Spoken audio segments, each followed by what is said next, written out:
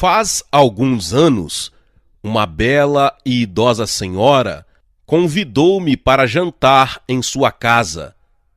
Essa noite haveria de causar um grande impacto sobre minha vida e ministério.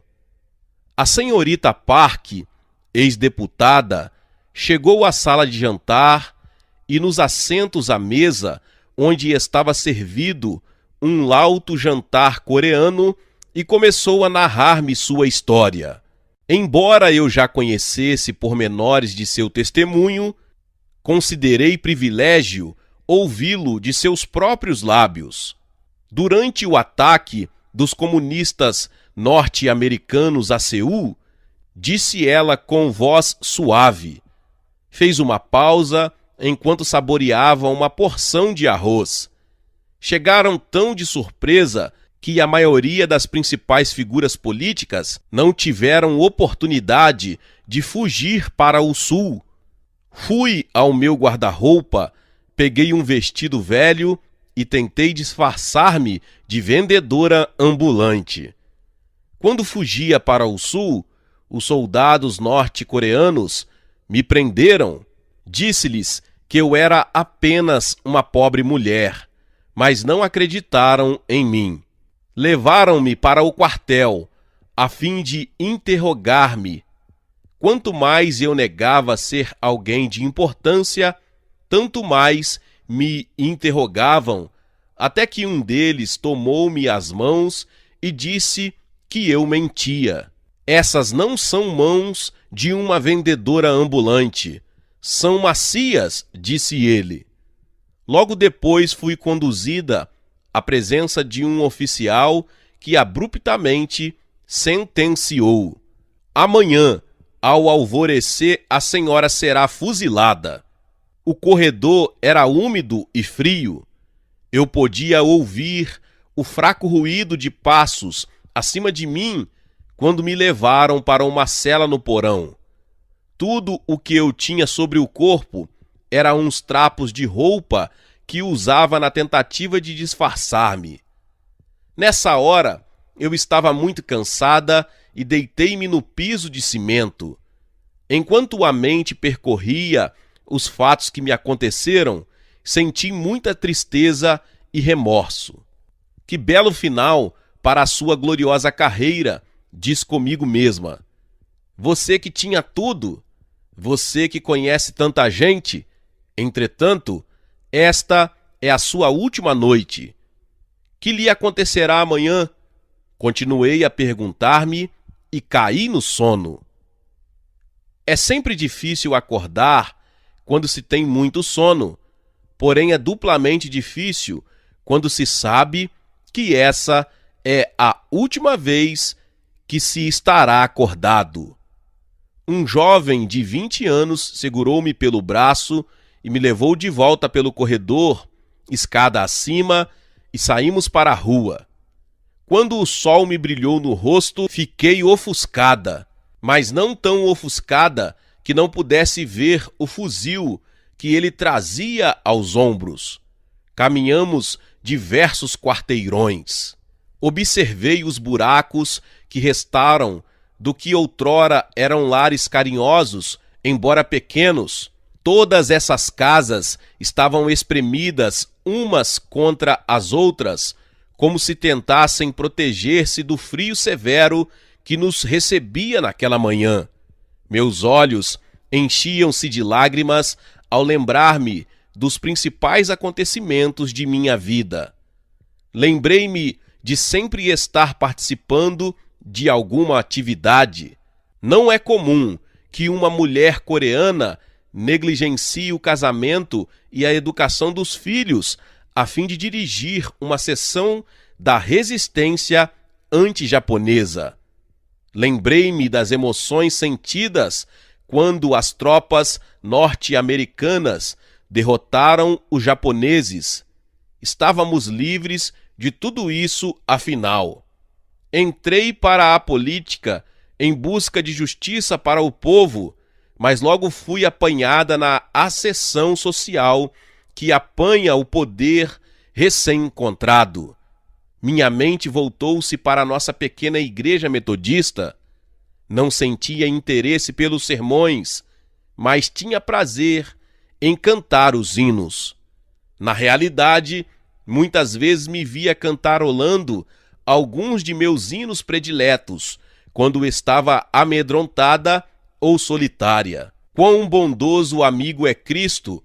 Eu cantava baixinho, mas lágrimas me enchiam os olhos e rolavam pela face enquanto eu dizia para mim mesma: você nunca aceitou realmente a Jesus Cristo como seu Salvador. Esta declaração, percebida na mente e proferida em voz baixa, trazia-me sentimentos ainda mais profundos de dor e frustração. Eu me perguntava se Jesus me perdoaria e me salvaria naquele instante. Então, com todas as forças que pude reunir, eu disse: Jesus, vou morrer em poucos minutos. Tenho sido uma pecadora. Sei que não mereço, mas peço que perdoes os pecados desta velha e me salves como fizeste com o ladrão na cruz. Senti uma alegria súbita encher o coração. Ele batia tão depressa que, tenho certeza, o jovem que me olhava com curiosidade, enquanto subíamos a colina onde eu seria executada, podia ouvi-lo. Fui perdoada, estava livre, preparada para morrer. Creio sinceramente que ninguém está preparado para a vida sem Cristo, muito menos, porém, para a morte sem a certeza que só o Senhor Jesus Cristo pode dar. Agora que eu me sentia feliz e livre, comecei a cantar em voz alta. Revelou-nos seu amor e nos diz que lhe entreguemos os cuidados sem temor. Cale essa boca, velha, gritou comigo o rapaz que se fizera soldado. Para com essa cantoria agora. Por que deveria eu obedecer-lhe agora? Gritei. Não é verdade que vou morrer? Agora sou cristã. Acabo de ser salva ao subir esta colina e aproveitarei os últimos minutos que me restam na terra para louvar a meu Senhor e Salvador, Jesus Cristo. Que segurança! Jesus é meu, tenho antegozo da glória do céu. Comecei a cantar um novo hino para o jovem e rude soldado. De súbito, veio-me à memória toda a letra do hino e continuei a cantar tão alto quanto pude. Ao lado de outra colina nos arredores da cidade, notei que havia uma área plana. O jovem pegou uma pá e começou a cavar a minha sepultura. Enquanto cavava, continuei cantando. De quando em quando ele me olhava e continuava a cavar. Terminada a cova, ele pegou uma venda, colocou-a nos meus olhos e disse: velha, deseja dizer alguma coisa antes que eu a mate e sepulte seu corpo? Embora eu estivesse com os olhos vendados, percebi que podia ver o que se passava no coração do jovem carrasco ali diante de mim. Ah, sim, disse eu, sentindo pesar por ele. Tenho apenas umas poucas coisas que dizer. Tenho vivido uma vida maravilhosa na terra, mas enquanto caminhávamos para cá, você pôde notar que algo me aconteceu. Acordei esta manhã cheia de medo, agora tenho paz e alegria. Veja, hoje cedo eu era cristã, apenas de nome, mas agora sou salva. Gostaria que pudesse conhecer este maravilhoso Salvador, Jesus Cristo. Eu poderia ter dito mais alguma coisa, mas naquele momento senti algo dizer-me que orasse a favor de meu jovem guarda. Posso passar os últimos instantes de minha vida orando pela sua alma? Perguntei, encaminhando para o buraco que ele havia cavado para minha sepultura. Ajoelhei-me e comecei a orar. Depois de orar uns poucos minutos, ouvi o jovem chorar. Terminei a oração e disse: pronto, pode fuzilar-me agora. Nada, porém, aconteceu. Que havia errado? Eu disse de novo: terminei a oração, pode atirar. Não posso. Ouvi-o dizer entre soluços e lágrimas de agonia. Ele desceu à sepultura, tirou-me a venda dos olhos e fitou-me. Minha mãe orava desse modo por mim. Posso vê-la orando por mim agora. Quando ergui o fuzil para matá-la, tive uma visão de minha mãe e não posso fuzilar minha mãe. Você tem de obedecer às ordens, do contrário, eles o matarão, disse-lhe eu, agora mais preocupada com a vida dele do que com a minha. Não posso matá-la. Por favor, fuja quando eu der um tiro para o ar, disse ele enquanto me desamarrava as mãos e me deixava ir. Corri para as colinas em busca de segurança. No momento em que a senhorita Park terminou a história, eu chorava com ela, pouco me preocupando com o fato de mal haver tocado o alimento. Hoje, a senhorita Park está no céu, porém ela passou o resto da vida testemunhando aos líderes acerca do poder de Jesus de salvar e de libertar prisioneiros. Foi ela que começou o primeiro desejum de oração presidencial na Coreia e tocou os corações de muitos de nossos mais poderosos líderes políticos e econômicos. Lembro-me, contudo, de ela olhar-me nos olhos ao final de sua história e dizer-me algo que causou grande impacto. Pastor Cho, o senhor é jovem. Tem um grande futuro no ministério. Devo, porém, aconselhá-lo acerca de algo que nunca deverá esquecer. Pregue o reino de Deus. Nunca entre por desvios. Pregue o evangelho do reino. Nunca permita que as conveniências ou a prominência o impeçam de pregar a mensagem que Jesus pregou. Repito, pregue o reino de Deus. Nunca me esqueci das palavras desta santa coreana. Portanto, falarei da importância de pregar o reino de Deus e de ver o poder do reino de Deus em ação. Agora, muitos perguntam: que é o evangelho do reino de Deus? Antes de tratarmos do que Jesus queria dizer por evangelho do reino, convém entender o que é o reino de Deus. O reino de Deus manifesta-se de duas formas. Há o aspecto futuro e também a realidade presente. Embora este importante assunto bíblico tenha muitas facetas, julgo de importância que todo cristão entenda como o reino de Deus influencia o crescimento da igreja. Entendida esta grande lição, podemos liberar o poder dinâmico que jaz dentro de todo crente. Podemos ver o poder do Espírito Santo atuando em nosso ministério, como atuou no ministério dos primeiros apóstolos. Então, o que é o reino de Deus? Desde que se começou a registrar a experiência humana, os homens sempre tentaram imaginar uma sociedade ideal. Platão, renomado filósofo grego, sonhava com uma sociedade ideal baseada numa estrutura política ética. Sua república veio a ser um modelo para as futuras sociedades. Mas o próprio Platão reconhecia que suas filosofias políticas e social eram idealistas demais para serem levadas a cabo como a perfeição que ele desejava.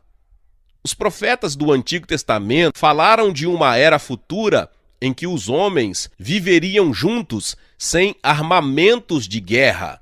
Isaías falou de lanças transformadas em podadeiras e de uma nação não levantar a espada contra outra.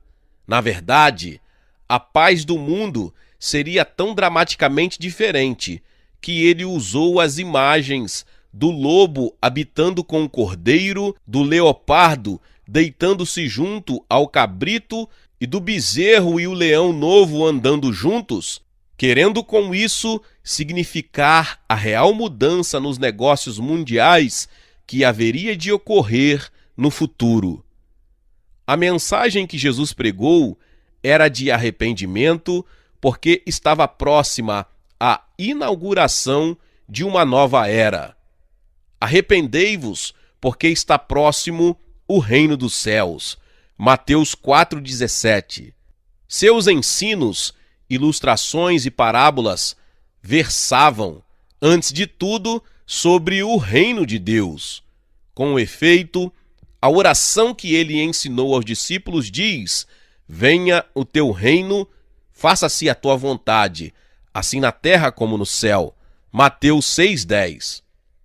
Até ao fim, Jesus nunca deixou de acentuar aos discípulos a importância do reino.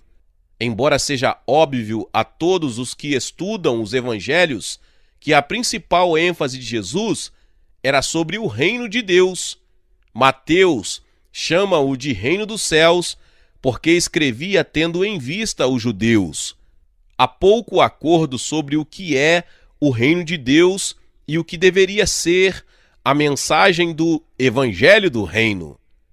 Agostinho entendia que o reino de Deus era sinônimo da igreja. O movimento da Reforma desempenhou grande papel em redefinir o significado do reino de Deus. Calvino concordava basicamente com Agostinho. Divergiam apenas sobre que aspecto da igreja representava o reino de Deus.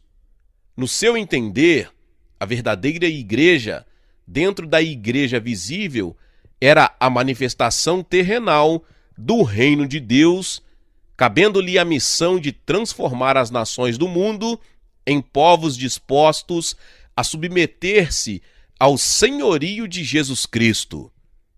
A tarefa da igreja seria possível mediante o uso de um poder especial chamado Evangelho do Reino. Este Evangelho do Reino de Deus tocaria de tal modo a vida, primeiro dos homens e depois das nações, que haveria uma poderosa transformação da realidade social, política e econômica. A igreja foi comparada ao fermento que lentamente vai permeando a massa da terra de tal modo que num determinado ponto da história a terra proclamaria Jesus como Senhor e Rei.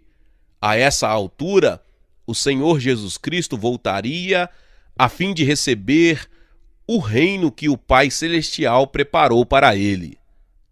A outra escola de teologia que não tenta explicar o reino de Deus em termos do futuro, procura entendê-lo em seu presente contexto social. Harvey Koss é apenas um dos muitos teólogos modernos que consideram o reino de Deus como uma ordem social produzida pela igreja. Os problemas de desigualdades, preconceitos, bem como o restante de nossas preocupações sociais, devem ser ventilados e tratados por uma igreja cônscia de sua missão. Os termos bíblicos são redefinidos para torná-los mais aplicáveis aos problemas.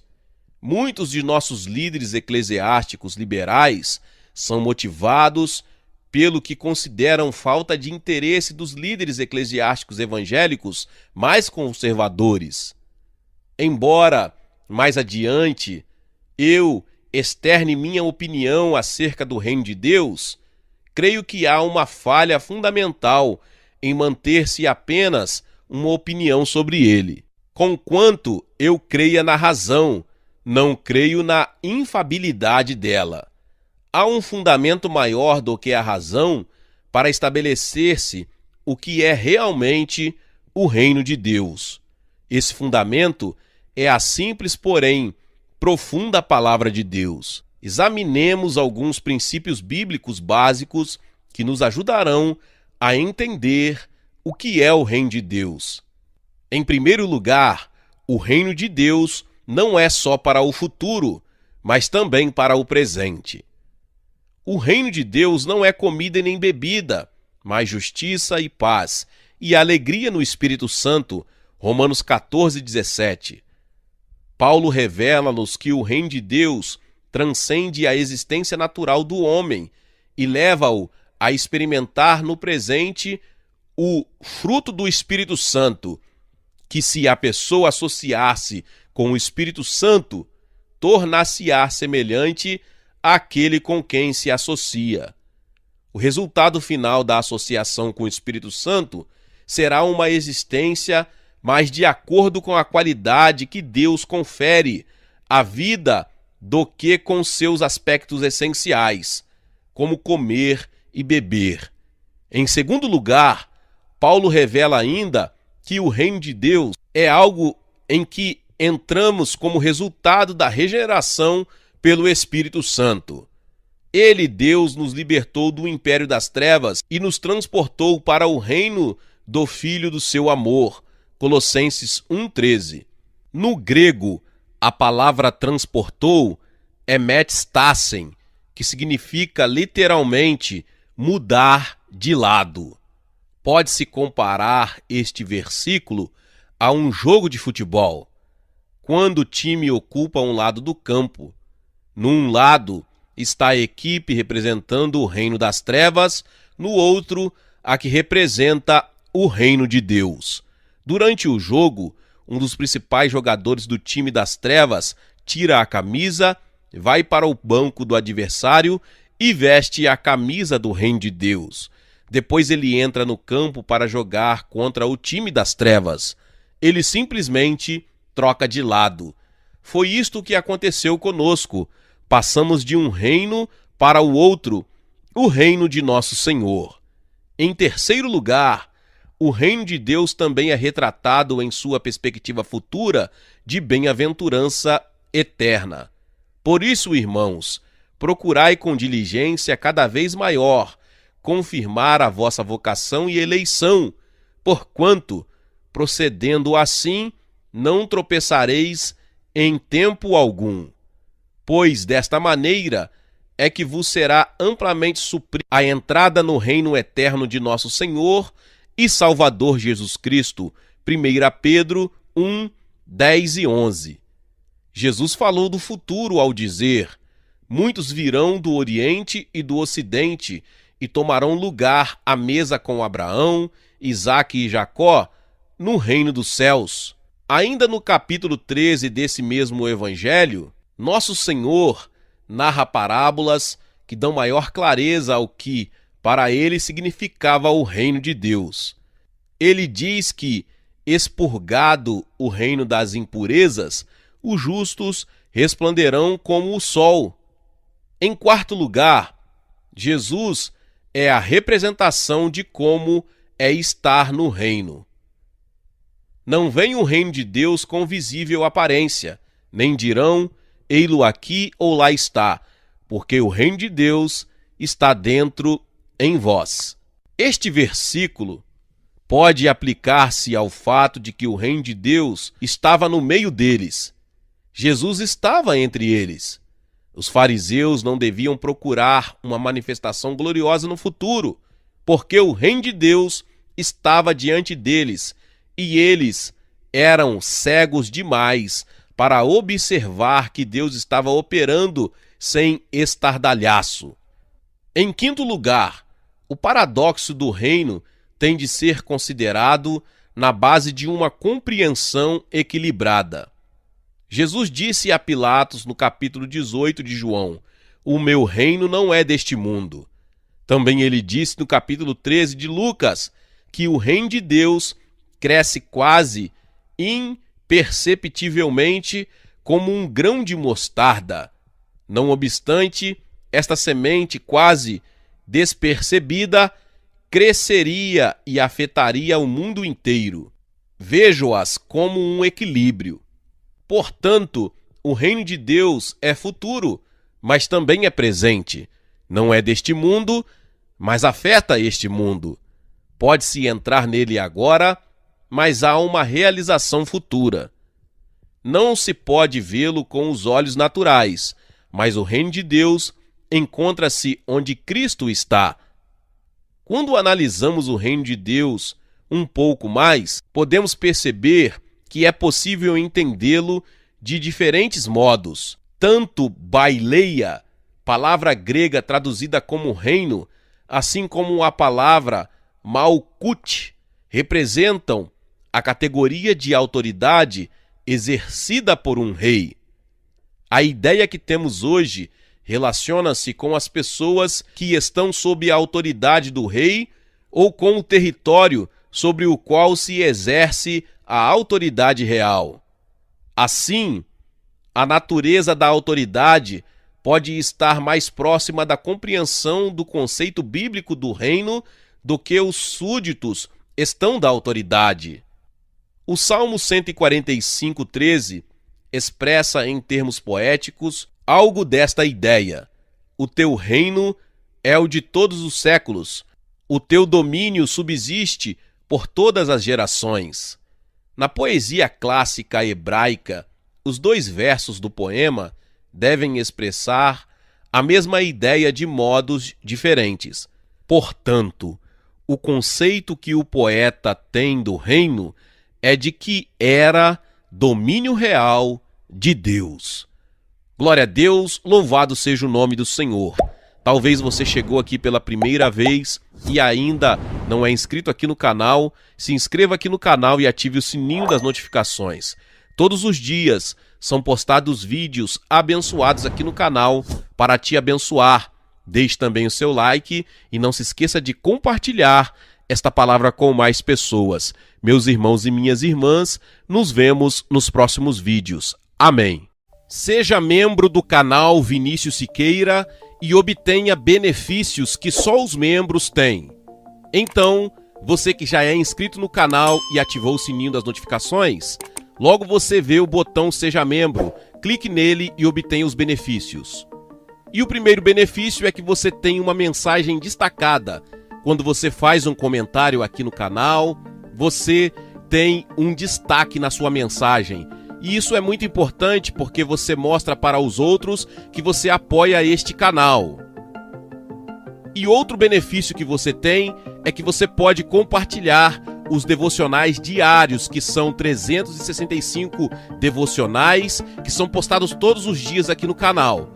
Existe um grupo específico e a pessoa recebe um link que é direcionado para o grupo. E nesse grupo você tem todos os devocionais de todos os dias do mês, que você recebe logo pela manhã, e você tem o benefício de compartilhar esses devocionais com os seus contatos. Esse benefício é apenas para os membros. No YouTube não tem como compartilhar os devocionais, apenas ler na comunidade do YouTube, mas quem é membro tem o benefício de compartilhar com todos os seus contatos e as suas redes sociais. Seja membro!